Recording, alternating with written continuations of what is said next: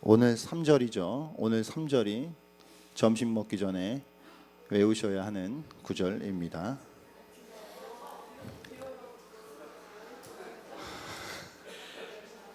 어제 레크레이션 게임을 하면서 맞추는 것 중에 카페 이름에 대한 부분들이 나왔잖아요. 예, 메가박스도 나오고 그쵸? 예.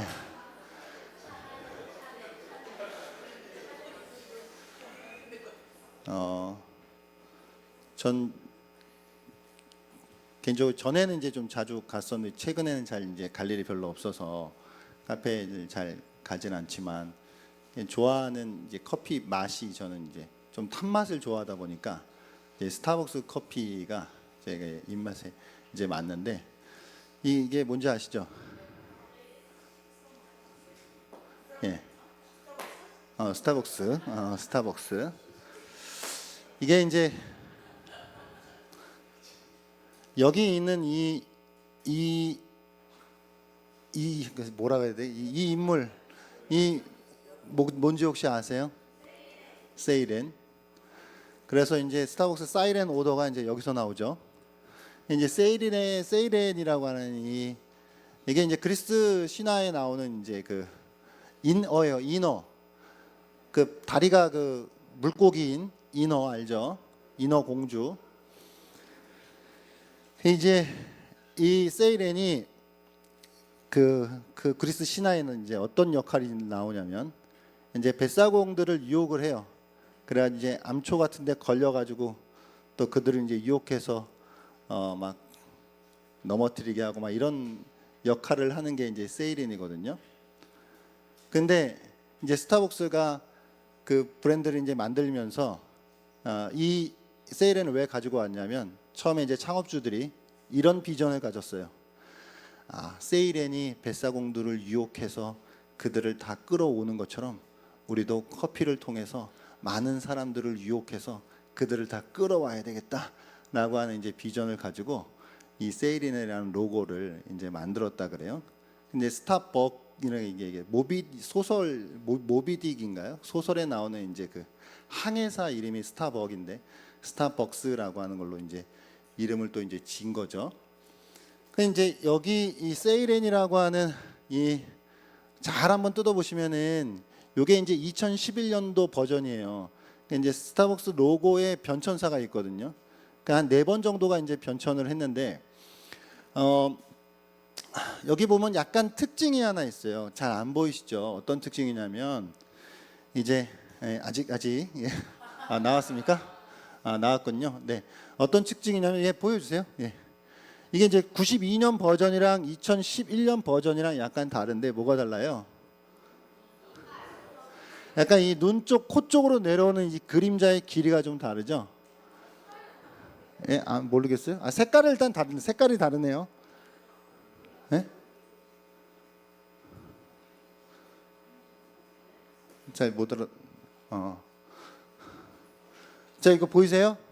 예.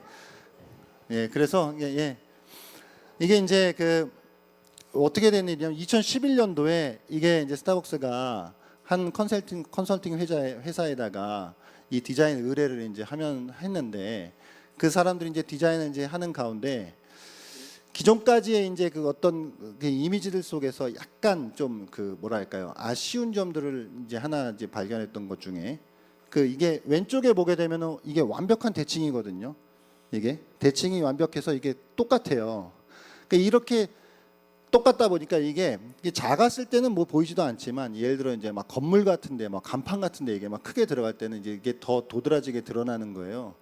근데 이게 사람들한테 오히려 이게 완벽한 대칭이 사람들한테 오히려 뭔가 더 차갑고 불쾌함을 주는 그런 어떤 느낌들을 갖게 한다는 거예요. 이 디자이너들이 보니까. 그래가지고 이제 오히려 한쪽 이제 2011년 버전에 한쪽을 좀 더 작게 해갖고 이게 비대칭으로 만들었어요. 그러니까 비대칭으로 이걸 만드니까 그때부터 이제 사람들이 더 뭔가 더 친근하고 더 가깝게 느껴지고 이제 이런 어떤 효과가 있었다는 이야기예요. 그러니까 요거는 스타벅스 로고만이 아니라 페이스북이라든가 이런 거 보시면은 페이스북도 이 F가 이게 정자로 딱 이렇게 F 끝에 이렇게 보시면요. F 이게 이렇게 돼 있어요. 이게 그 비스듬히 빗금으로.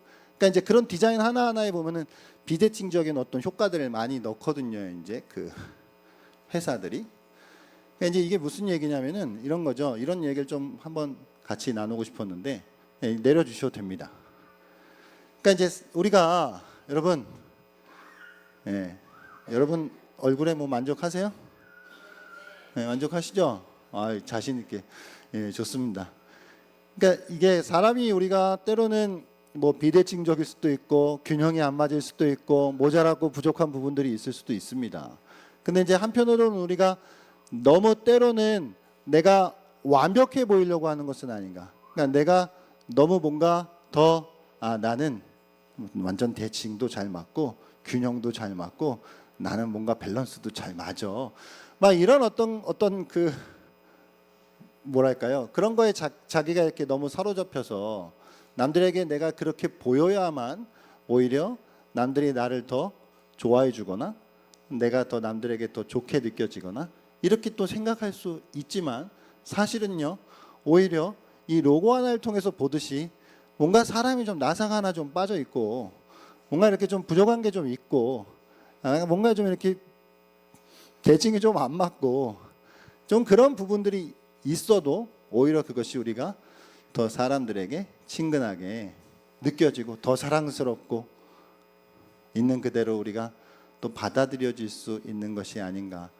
그래서 이 누림이라고 하는 것을 생각해 볼 때 내 자신을 먼저 있는 그대로 우리가 받아들이고 우리 자신을 받아들이면서 주어진 것 안에서 주어진 상황과 주어진 형편 안에서 우리가 만족하고 거기서 있는 그대로 뭐 더 잘 보이려고 하지도 말고 물론 뭐 부족한 부분은 채워가야겠지만 그런 부분이 아니라 우리 안에 너무 애써서 뭔가 완벽해 보이려고 하는 그 모습보다는 그냥 조금은 부족하더라도 그걸 그대로 함께 또 인정할 때 우리 안에 더 가까워지고 더 친근해지는 그런 것들이 있지 않을까 생각을 해보게 되었습니다. 좀 비대칭 하더라도 우리 서로 받아주시고 저도 좀 비대칭 하더라도 우리 서로가 서로를 더 잘 받아주셨으면 좋겠습니다. 함께 우리 부족해도 함께 누립시다.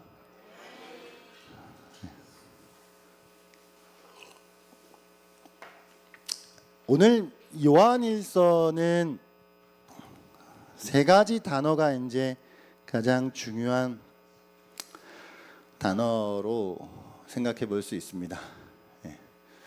자, 오늘 우리 아이들도 있으니까 텐션을 좀 올려볼까요?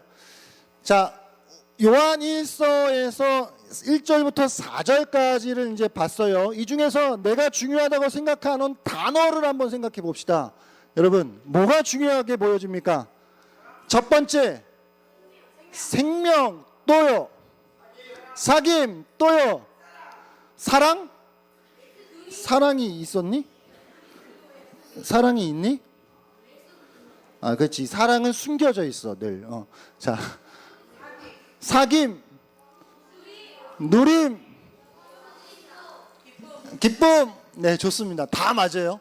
다 맞고 저는 이제 그 중에서 다 맞는데 생명과 사귐과 누림 요 세 가지의 좀 단어를 중심으로 한번 말씀을 함께 좀 나눠보도록 하겠습니다. 먼저 생명인데요. 생명. 자, 이 생명은 오늘 보니까 요한의 개념 속에서는 요한이 주로 사용하는 단어인데 뭐 요한복음을 보셔도 그렇고요. 그러니까 생명, 말씀 이런 것들이 이제 요한이 주로 사용하는 단어인데요. 오늘 보니까 태초부터 있는 생명의 말씀에 관하여서래요. 근데 이거는 말씀이에요. 말씀인데 생명의 말씀이에요. 그러니까 이제 예수님에 대한 이야기거든요. 예수님에 대한 이야기야. 여러분, 앞으로 나가고 싶은 충동이 많이 있는데 예수님에 대한 이야기인데요. 그 예수님이 말씀이에요. 믿으십니까? 그러니까 예수님이 말씀인 건 태초부터 그랬어요. 하나님이 창세기에서 천지를 창조하실 때 말씀으로 창조하셨죠? 믿습니까? 말씀으로 창조하셨는데, 말씀으로 창조하셨을 때 하나님이 예수님을 통해서 세상을 창조하신 거예요. 말씀을 통해서 세상을 창조하신 거예요. 이게 요한의 개념 속에 말씀이 태초부터 계셨고, 그 말씀을 통해서 예수 그리스도를 통해서 세상이 만들어졌고, 예수 그리스도를 통해서 우리의 구원도 이루어졌다, 이 이야기를 하고 싶은 거거든요. 근데 말씀은 보여요, 안 보여요? 말씀이 보이니? 예담아, 목사님의 목사님의 말씀이 보이니? 안 보이지. 재은자매, 말씀이 보여요? 말씀은 안 보여. 그럼 이게 말씀이 안 보이는 이 말씀이 보이게 된 것이 뭐예요? 이게 성육신이고, 이게 예수 그리스도가 이 땅에 오심이에요. 그러니까 보이지 않는 말씀이 이 땅에 보이는 방식으로 온 것이 예수님이에요. 그게 예수님이고, 그 예수님이 생명이에요. 그 생명이신 예수님이 이 땅 가운데 오셔서 특별히 제자들과 함께 하시면서 그들과 함께 하셨는데, 오늘 요한은 듣고 보고 만졌다 그래요. 그러니까 듣고 보고 만졌다라고 말을 또 굳이 이걸 강조하는 이유가 있어요. 사실은 요한이 일서를 기록했었을 당시에 자꾸 딴 얘기하는 사람들이 있었어요. 자꾸 시비 거는 사람들이 있었어요. 어떤 식으로요? 예수님이 실제로 몸을 입은 게 아니야. 그거는 그냥 몸처럼 보였던 것뿐이지, 그건 진짜 예수님이라고 하는 분이 어떻게 물질적인 그 육체에 이렇게 오실 수가 있어. 막 이렇게 시비 거는 사람들이 있었고, 딴 얘기하는 사람들이 있었기 때문에 요한은 뭐를 또 그거 아니거든 라고 말을 해야 됐거든요. 그래서 요한이 뭘 강조했다고요? 야, 자 봐봐, 너희들 예수님의 육체를 부인하고 있는데 지금 아니라니까. 나는 내가 예수님과 동거동록하고 하면서 나는 직접 들었거든.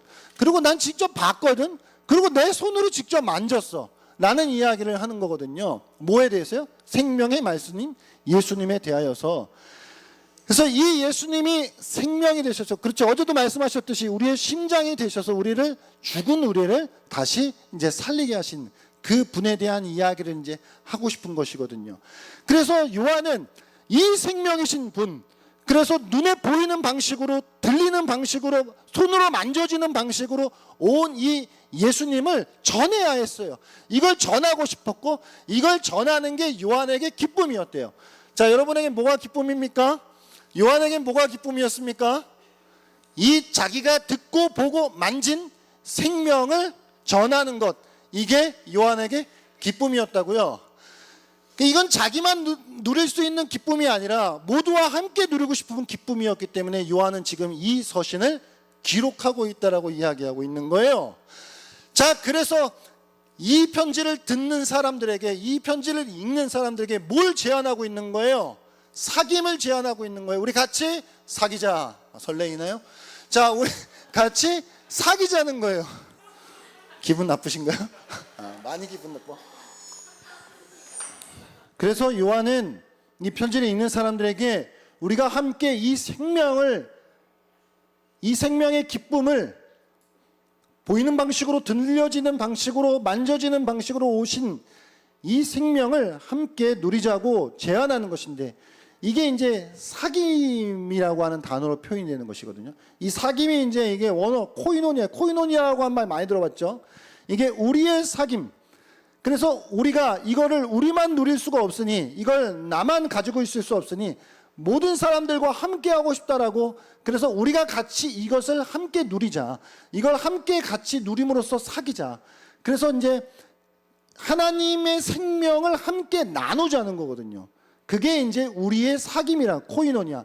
하나님의 생명이 우리 안에서 서로 나뉘어지는 것, 이거를 코이노니아라고 하는 단어로 표현을 한 것이고, 결국 우리의 사귐에 대한 내용은 하나님 아버지와 주 예수 그리스도와에 관한 것이고, 그분이 우리에게 주시는 그 생명이 우리 안에서 이렇게 흘러가는 것이거든요.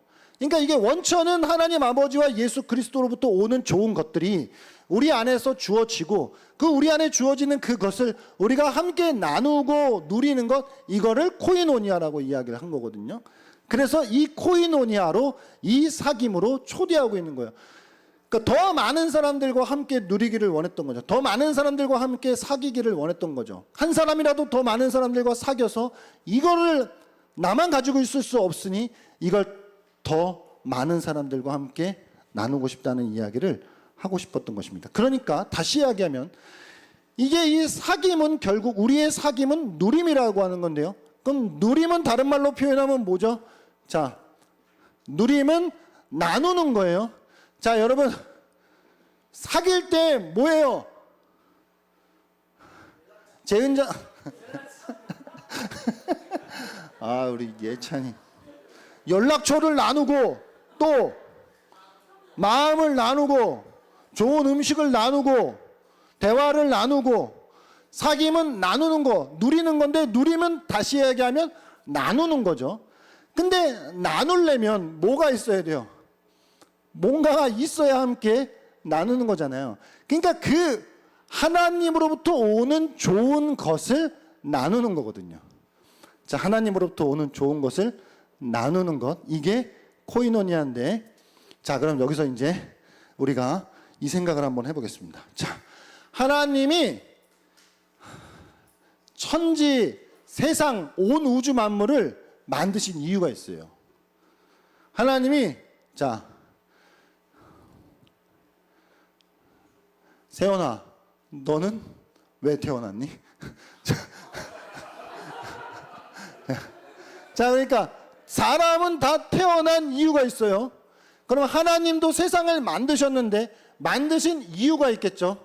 아, 제가 이게 이제 말씀 준비하면서 한 십몇 년 전에 읽었던 하나님의 천지창조 목적을 이제 다시 읽느냐고 너무 힘들었는데 이게 책이 너무 어려워가지고 이게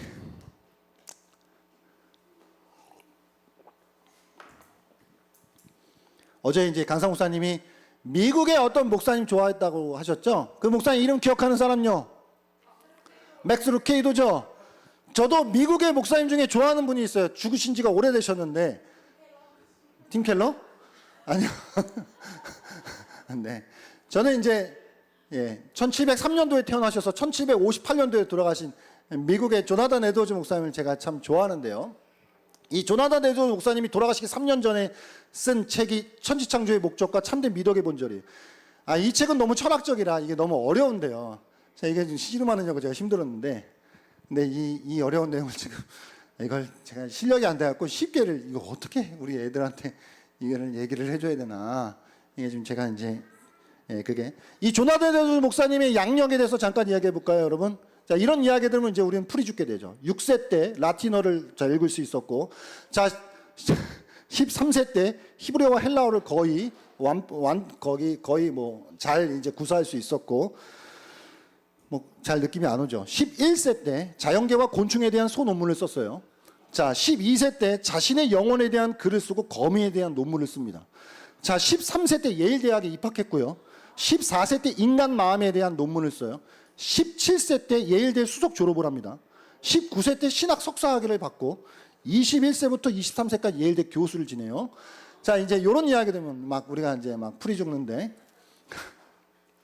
자, 이 조나단 에드워즈가 쓴 천지창조의 목적에서 하나님이 세상을 만드신 목적이 있다는 거죠. 한마디로 얘기하면은. 자, 제 얘기를 해볼까요? 저는 이제 애가 셋인데요. 이제 우리 애들이 있으니까. 근데 이제 첫째, 둘째, 셋째가 만들어진 경위가 다 달라요. 자, 첫째는 이제 신혼 때 계획은 했지만 계획한 시기보다 빨랐어요. 예, 우리 지희처럼 이제 나는 저도 거의 결혼하자마자 한 달 뒤에 이제 우리 첫째가 생겼습니다. 계획은 했지만 계획한 시기보다 빨랐다. 자, 둘째는 이제 터울이 5살인데 저희가 이제 첫째와 둘째 사이에 유산을 3번 하면서 이게 계획도 했고 갖고 싶었는데 안 되는 거죠. 근데 안 되는 가운데 그때 이제 또 5년 만에 이제 우리 둘째 이제 허락해 주셨죠. 그럼 우리 막내는 계획은 안 했지만 하나님이 뜻밖의 우리 막내를 하나님이 주셨습니다. 이 첫째, 둘째, 셋째가 다 이 땅에 태어나게 된 경위가 달라요. 자, 그럼 하나님이 천지를 만드셨을 때 왜 만드셨을까? 자, 계획은 했지만 자기 생각보다 빨리? 아니면 뭐 계획도 했고 원함도 있었지만 뜻대로 잘 안 되다가 어떻게 우연히 아니면 계획은 없었지만 어쩌다 보니까 그냥 실수로 이런 거 아니잖아요. 하나님이 천지 창조한 목적은 한마디로 이야기하면 하나님 안에 있는 무한한, 얘들아 잘 들어, 하나님 안에 있는 무한한 영광의 발산이에요. 하나님 안에 있는 무한한 영광의 발산이 그냥 이게 결론인데요. 그러니까 하나님은 철저하게 계획하셨고 철저하신 계획과 뜻과 이유가 있으셔서 이 세상을 가장 완벽한 타이밍에 천지를 창조하셨어요. 믿으십니까?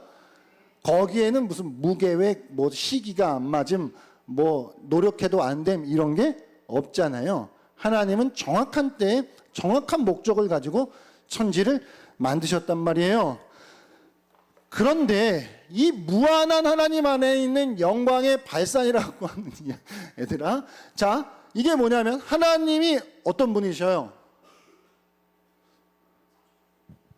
하나님은 지혜로운 분이시죠. 하나님의 지혜는 완벽하죠.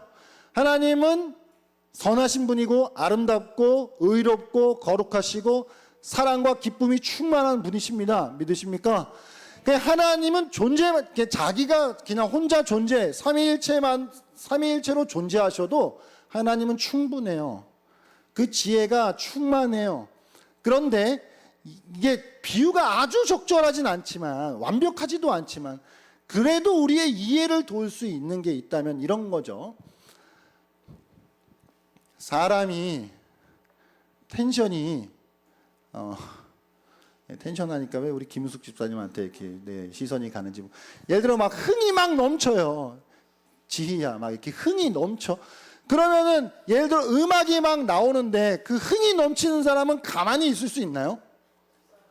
그 몸이 가만히 못 있죠. 그러니까 왜요? 뭐가 그 사람을 그렇게 하게 하죠? 그 사람 안에 있는 이 흥이요, 흥. 그러니까 이 흥은 이게 주체가 안 되는 거잖아요. 그러면 그 흥은 적당한 때에 주체가 되는 게 맞아요? 안 되는 게 맞아요? 안 되는 게 맞죠? 적당한 때에. 자, 예를 들어 아인슈타인이 진짜 똑똑한 사람인데 이 사람이 인류를 위해서 위대한 상대성 이론 이런 걸 다 밝혀냈단 말이에요. 그럼 이 사람이 타임머신을 타고 그 사람이 태어나기 전에 딱 태어나자마자로 돌아갔다고 쳐봐요. 그러면 그 사람이 미래의 일들을 다 알아. 근데 자기 안에 이제 천재적인 이 지성을 그냥 사장시키고, 나는 공부 안 할 거고 아무것도 안 하, 그냥 나는 아무것도 안 하다가 그냥 죽을래. 이렇게 하면 그거는 옳은 일이에요? 안 옳은 일이에요? 다 알아. 내가 어떻게 하면은 다 된다라고 하는 걸 다 알아요. 만약에 다 아는데도 아예 안 하면은 그거 옳은 일이에요? 안 옳은 일이에요? 안 옳은 일이죠. 하나님은 오르신 분이에요? 안 오르신 분이에요? 오르신 분이죠. 자, 레오나르도 다빈치 우스갯소리로 하나님이 모든 재능을 몰빵해 주셨다라고 하는 이 레오나르도 다빈치, 이 천재적인 사람한테 이 예술적인 이 재능이 충만해요. 이 예술적인 재능이 충만한데 이 재능이 내가 어떤 작품을 만들므로써 내가 만족하기 위해 만든다라고 하는 것보다 1차적으로는 그냥 그 사람 안에 있는 이 예술적 감각이 이게 이렇게 흘러가지고 넘쳐서 뭔가를 만들어내게 되는 거잖아요. 그러니까 내가 만들어가지고 이걸 통해 내가 만족한다는 건 다음 얘기고, 그거보다 더 앞선 이야기는 뭐예요? 내 안에 이게 너무 이게 충만하니까 이거가 만약에 안 흘러 넘치게 막으면 그거는 옳은 일이에요? 안 옳은 일이에요? 안 옳은 일이에요. 하나님 안에는 지혜와 선하심과 아름다움과 의로우심이 충만해요. 그럼 이 하나님이 오르신 분인데 그 이 충만한 이 무한한 영광, 이 한 단어로 영광이라고 표현하는데 영광이 흘러 넘치는 거죠. 이게 흘러 넘쳐서 세상을 만드신 것이고, 그 세상을 만드신 다음에 이제 우리가 세상을 바라보시면서 하나님이 이제 만족하시는 건데요. 예. 괜찮나요? 자, 그러면 여기서 우리가 궁극적 목적과 종속적 목적에 대한 이야기를 잠깐 한번 해보겠습니다. 자, 여러분, 궁극적 목적과 종속적 목적. 자, 얘들아, 어떤 사람이 장사를 하는 것은 돈을 벌기 위한 것이고, 돈을 버는 것은 먹을 것과 입을 것을 사는 것이고, 먹을 것과 입을 것을 사는 것은 가족을 지켜주기 위함이에요. 자, 질문. 여기서 궁극적 목적은 무엇입니까? 가족을 지켜주는 거예요. 종속적 목적은 뭐죠? 돈 벌고, 옷 사고, 먹을 거 사고. 자, 예를 들어 제가 미국에 사랑하는 사람이 있어요. 근데 내가 지금 아파. 근데 그 사람을 보고 싶은데 그 사람한테 갈 수가 없어요. 내가 아파가지고, 내가 그 사람을 만나야 되는데 빨리 병이 나야 되겠다. 병이 나서 일을 해서 돈을 벌어야 되겠다. 돈을 벌어서 비행기 티켓을 사야 되겠다. 비행기를 타고 미국으로 넘어가서 그 친구를 만나야 되겠다. 이렇게 했을 때 궁극적 목적은 뭐예요?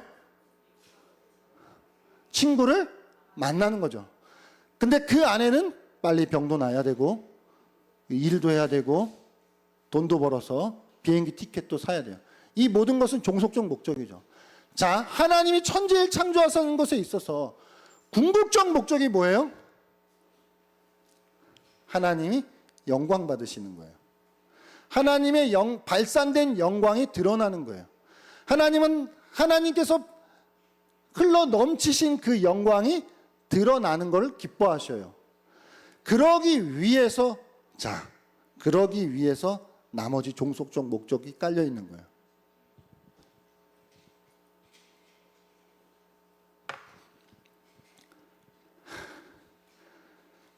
인생의 목적이 뭐야? 저기 우리 재은자매 제일 만만해요. 여기 딱 보여가지고. 인생의 목적이 뭡니까? 하나님을 찬양하는 거요? 맞습니까?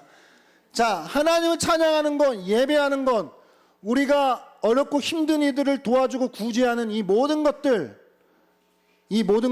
무슨 목적이에요? 종속적 목적이에요. 우린 예배하는 걸 통해 하나님께 영광을 돌려드리는 거고, 우린 찬양하는 걸 통해 하나님께 영광을 돌려드리는 거고, 우린 구제하는 걸 통해 하나님께 영광을 돌려드리는 거예요. 궁극적 목적은요, 무한하신 하나님의 영광이 발산된 그것이 우리를 통해 드러나는 거예요. 그 안에 종속적 목적이 다 포함되어 있는 건데, 근데 오해하지 마세요. 종속적 목적이 가치가 없다라고 하는 게 아니에요. 이건 무한하게 가치 있는 거예요. 그러나 더 궁극적인 목적이 있다는 이야기를 하고 있는 것이죠. 자, 그럼 이 이야기가 왜 중요하냐면은, 자, 여러분들께서 하나님이 여러분을 창조하셨고 지으셨어요. 믿으시죠? 그리고 여러분들을 구원하시는 믿음을 주셨기 때문에, 그러면 여러분들에게 있어서는 하나님의 무한하신 영광이 여러분들 안에서 나타나고 여러분들 안에서 누려지는 것이요, 이건 의무라고요. 의무. 이 영광을 누리는 건 의무예요. 그러니까 우리가 이 영광을 누려야 하나님이 영광을 받으세요. 그러니까 우리의 신앙이라고 하는 것은, 여러분, 종이라고 하는 말 있잖아요. 종. 우리가 주님의 종이다. 근데 그 종이라고 해서 맨날 하나님이 우리를 부려먹는다, 우리가 하나님의 도구가 돼가지고 하나님을 위해서 뭔가 내가 쓰임을 받아야 된다, 그 맞죠? 맞는 말인데, 그 모든 건 다 이게 하위 개념이고, 더 상위 개념은 우리가 하나님 안에서, 여러분 구약에 보면은 종이 있잖아요. 동족 중에 종이 있는데 7년이 끝나가지고 이 사람을 내보내주는데, 만약에 자기가 나가기 싫다 그러면 어떻게 해요? 귀때기 뚫어요. 뚫어가지고 그 집에서 가족처럼 살아요. 그러니까 우리의 종된 개념은 그렇다는 거지. 야, 너 나가도 돼 했는데 너 안 나갈래요. 저는 여기서 그냥 종으로 계속 살래요. 그러니까 우리가 막 신앙을 잘못 오해하면은, 우리가 막 도구화가 돼가지고 어떻게든 우리가 막 이렇게 쓰임을 받아가지고 막 하나님께 뭔가 보탬이 되려고 하는 그런 생각들을 하게 되면은 이게 신앙이 누려지는 게 아니라 이게 의무가 되고 막 스트레스가 되고 막 이게 막 부담이 되고 짐이 된단 말이죠.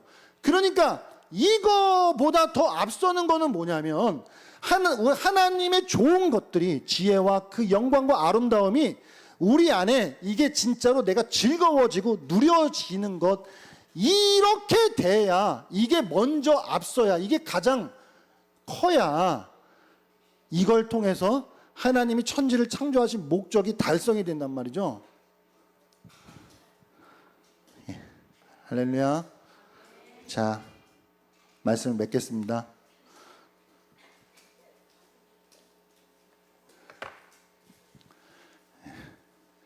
그러니까 오늘 요한은 우리 안에 있는 생명, 이 눈으로 보여지고 만져지고 들려진 이것을 우리가 함께 주 안에서 함께 사귐으로 누리자 그랬어요.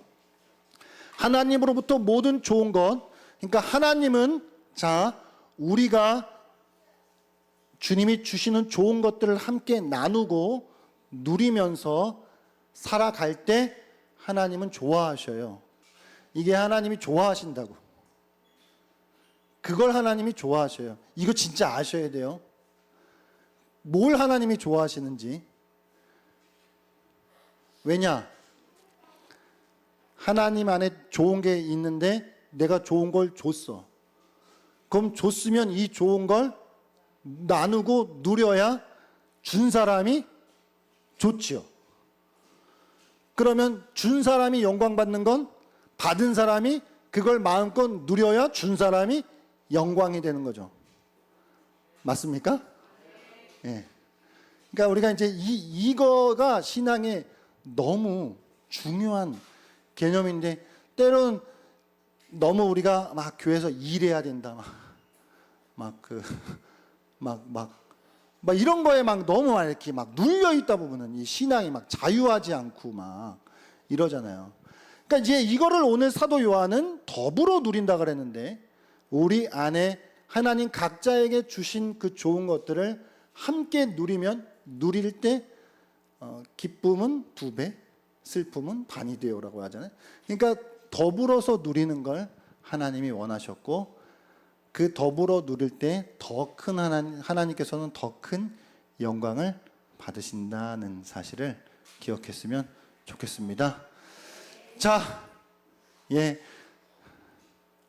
스타벅스의 로고인 세일핸도 비대칭일 때 더 사람들에게 호감을 줬다는데, 우리도 우리에게 주어진 형편과 상황 속에서 감사하면서 또 하나님 또 좋은 것들을 주시는 그것들을 함께 나누고 더불어서 누림을 통해 하나님의 천지창조의 궁극적인 목적인 하나님의 무한하신 영광이 온전히 드러나게 되는 그런 은혜가 있기를 바랍니다.